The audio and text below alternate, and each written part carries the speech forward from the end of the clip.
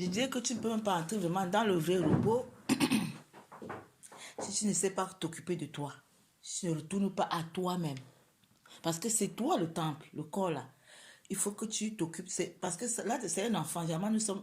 Tu peux être traduit comme l'enfant qui a été négligé, bafoué, maltraité, tout ça. Tu attends que nous doit s'en occuper. Personne ne vient s'en occuper. Tu dois t'en occuper. Pour entendre le vrai repos, tu dois apprendre à t'occuper de toi, de toi-même. Même l'alimentation culinaire, là, c'est un moyen de s'occuper de toi. Et quand tu t'occupes de toi, ce n'est pas l'égocentrisme ou l'égoïsme, c'est faux. Tout ce que la matrice a comme mot et le contenu qu'il y a dedans, c'est pour alimenter encore la matrice. Maintenant, quand tu retournes au créateur, le mot là a un autre contenu qui est contraire à la matrice. Quand tu regardes, j'observe beaucoup les gens en Afrique. Hier, je parlais, je te disais que si tu veux être un animal, il faut être l'aigle et non le pigeon. Il faut être le palmier, il faut être le lion et non la fourmi. Maintenant, quand tu vois les gens observer les gens en Afrique, chaque fois quand tu appelles là-bas, ils sont toujours où? Un enterrement ou un funérail. Est-ce que je mens? Hein? Parce que tu n'as que week-end. Mais pourquoi? Pourquoi tant d'enterrements, tant de funérailles? Alors que la population elle est jeune. Parce que les gens entretiennent que l'énergie cosmique, que la mort, qui s'alimente tout le temps d'eux-mêmes, et puis ils vous occupent comme ça. Et vous trouvez que, bon, comme elle faisait beaucoup de réunions, on s'assoit encore, les réunions là vont organiser le deuil, puis il y aura beaucoup de gens, puis il y aura beaucoup de réunions, puis il y aura beaucoup de participants, on va dire que la personne était très bien sociale. Non. Moi, je vois toujours un troupeau de fourmis qui ne veulent pas aller dans la latitude. Je vais te dire, si, en réalité, chacun a été dans l'état d'esprit de savoir s'occuper de lui, dans le vrai sens, je veux dire, aller en lui et aller dans la conscience créative pour aller dans la vraie force, devenir le lion, ou l'aigle, ou le palmier. Les gens, chacun serait dans la force et ne serait pas la proie de la matrice pour être vampiré tout le temps et pour qu'on les décide, pour qu'on parte tout le temps au dehors. On aurait peut-être un entraînement par an. Que la personne a vieilli. Je ne sais pas si tu me comprends. Mais là où la matrice trompe les gens, il vous anime à vous occuper à l'extérieur de vous-même, jusqu'à ce que lui-même, tu finis le service comme batterie, il te recycle. Mais on te dit que non, il était vraiment très actif, il faisait beaucoup de réunions, il était vraiment, non, c'était notre ceci, notre cela. Mais la personne, même, est-ce qu'elle se connaissait même? Hein? Si elle avait su qui elle était même et comment s'occuper d'elle, elle ne serait même pas une charge pour personne. Parce que quand tu connais t'occuper de toi, tu vas vieillir. On ne peut pas dépasser on ne peut pas, personne ne va passer à cause de la vieillesse, mais tu vieillis sans être invalide. Tu vois la différence? Voilà. Donc, tu ne peux pas aller dans le vrai repos si tu ne sais pas t'occuper de toi-même. Parce que c'est en toi que tu as ce repos-là. Tu ne peux pas aller en toi si tu ne t'occupes pas de toi-même. Ça n'a rien à voir avec l'égocentrisme, l'égoïsme. C'est au contraire, en fait. Au contraire, même, tu fais du bien, non pas seulement à toi-même, même encore à tout ton entourage, pour qui tu ne seras pas une charge. Tu vois, c'est ça, il faut devenir le lion. Donc, comme tu n'es pas dans la vraie force, il va toujours mettre dans tes pensées ses pensées. C'est-à-dire qu'il t'alimente. Il t'alimente avec ce que tu as appelé tout à l'heure négatif. Il te rappelle que regarde-toi, tu n'as rien, tu n'es rien. C'est comme ça que l'univers fait, hein, pour te torturer et pour t'amener à l'alimenter encore toujours. Si tu n'as pas d'enfant, il va te rappeler tout le temps que tu n'as pas d'enfant. Pourtant, ce n'est pas le problème. Le créateur, il peut te le donner à n'importe quel âge. Lui n'est pas en retard. C'est l'univers qui a dénominé ces temps, nous a limité dans l'espace-temps et puis nous torturer en te rappelant tout le temps que tu es déjà vieille. Et que tu n'as pas ceci, tu n'as pas cela, regarde-toi, bébé. Et là, si tu écoutes ça, si tu écoutes plutôt cela, ça va te tirer vers le bas. Mais écoute plutôt le Créateur. Envoie plutôt ce que tu as déjà, ce qu'il t'a déjà donné. Même si ce n'est pas, il faut même discerner plutôt ce qui n'est même pas toujours matériel. Parce que si tu te limites à la matière, tu es dans la sphère de Satan. Lui, il aime ça. Il aime te limiter. Quand on parle des éléments matériels, même les enfants, c'est des éléments matériels. Hein. Même le mari, c'est un élément matériel. Ne croyez pas que parce que ce n'est que la voiture et les meubles. Non. Tout ça, c'est des éléments matériaux. Donc, il te torture là-bas et tu n'entreras jamais dans le repos.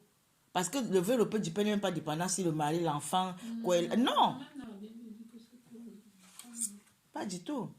Les gens n'ont pas de repos parce qu'il faut que tu dois laver la voiture, ça doit être tellement propre. La maison était tellement propre. Mais lui, il n'a pas de repos. Hein. Comme ça que j'étais avant. Le temple là, dans lequel lui-même il va habiter là. Le temple bouton, le bouton, là, tu le soignes très bien. Mais toi alors, tu ne te disposes même pas pour discerner la grâce du Père. L'apôtre Pierre qui disait que. Attends. Il disait que 2 valent mieux que 1. Mais il a dit sur une place là que si c'est 1. Tombe, tu vas le réveiller. Le monsieur est avec lui. Tombe, tu vas le réveiller. C'est ça, le monsieur est avec lui. Par contre, l'autre qui est seul. C'était pour une façon de dire que quand tu es seul, tu peux mieux profiter de ça. Non. Moi, je crois qu'il y a les passages de Bible où tu te rends compte que c'est vraiment Caïn qui a écrit. Le Messie, maintenant, il était à 2 avec qui? Lui qui était la force. Il était avec qui pour qui? Non, dans le passage là, il y a une place où il dit que celui qui est seul est mieux parce qu'il a le temps de s'occuper du don, de faire les choses que le Père lui fait. D'accord, je vois. Je ne sais pas le verset, en question, mais il valorise la personne qui est seule parce que la personne qui est seule a plus de temps pour s'occuper des choses que le Père lui demande. Or, à 2, il n'est pas distrait. Tu es distrait. Voilà. Il parle de ça toujours. Il donne l'avantage de 2 valent mieux que 1, dans ce sens qu'à 2, on peut faire des choses, et puis bon, voilà. Mais il donne aussi l'avantage d'être seul, tu vois. En tout cas, vous pouvez être même à 10. Mais si vous avez la même conscience que la force, tant mieux, n'est-ce pas? Mais si vous avez 10 fourmis, ça sert à quoi? Un petit homme passe, vous petit, c'est même pas qu'il a pitché quelque chose. Ouais. C'est ça. Voilà, ça va être le lion. Dans le créateur, on est le lion. Maintenant, quand tu es avec les autres, c'est pour communiquer les repères. Ce n'est pas pour entretenir ce qu'eux ils sont. C'est du perdant, c'est du gâchis. Si le père t'amène déjà à sa dimension, même si tu vas vers les autres, c'est pour communiquer les repères pour qu'ils aillent aussi dans la dimension. Mais si tu sais qu'ils ne sont pas disposés, tu perds encore quel temps pour entretenir ce qu'ils sont.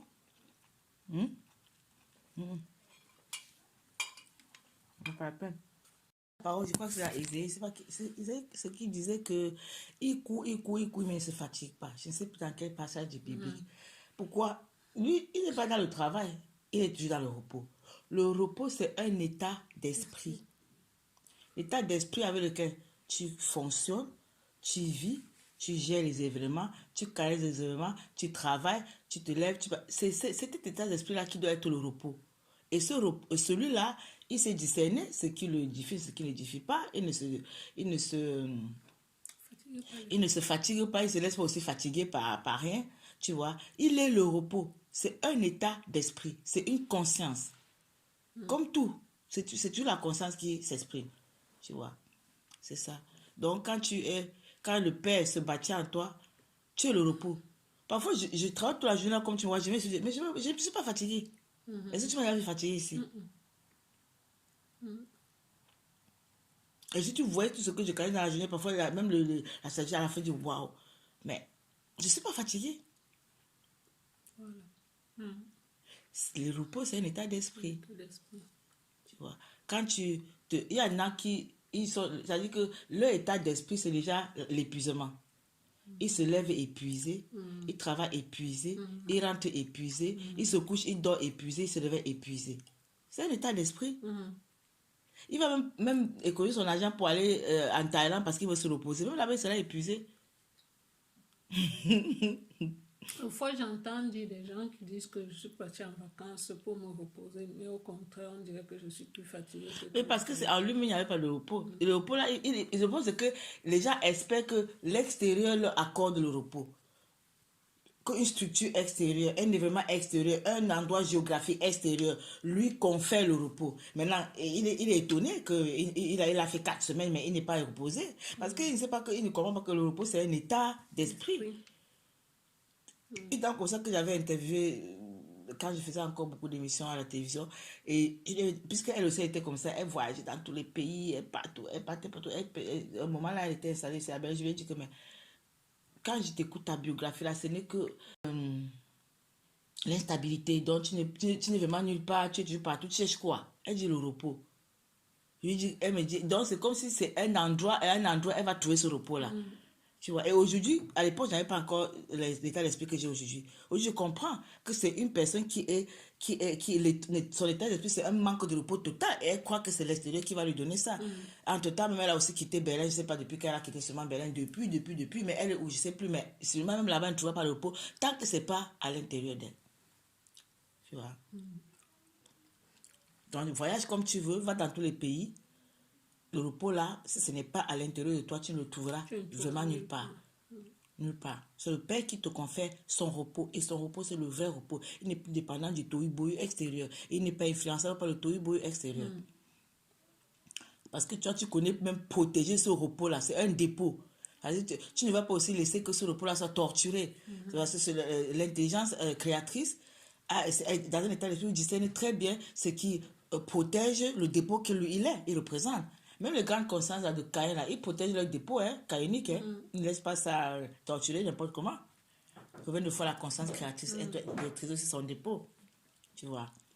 Regarde le tohu-bohu avec le Covid et tout le reste. Pour dire la vérité, depuis que c'était mais pour quelle raison, là où je suis, mon repos c'est en moi. Je dois aller me faire tester. Avant, à 48 heures ou 72 heures avant, prendre un avion, arriver là-bas, encore me faire tester. Si tu es petit là-bas, on te met en quarantaine. Tu vas le faire quoi? Tu as fait 14 jours en quarantaine. En ton temps est passé pour retourner. Tu vas maintenant retourner. Et tu vas dire que tu étais au fait. Tu n'as que alimenter la matrice comme une batterie. Tu rentres épuisé. Mais quand tu as le regard là, mais qu'est-ce qui va me déplacer là pour aller trop faire quoi? Quand, si c'est pour le repos, moi je le suis. Il y a quoi encore laisser qui va me conférer ce repos-là? Nulle part. Nulle part. Je peux passer les meilleures vacances dans mon appartement mieux que dans un hôtel.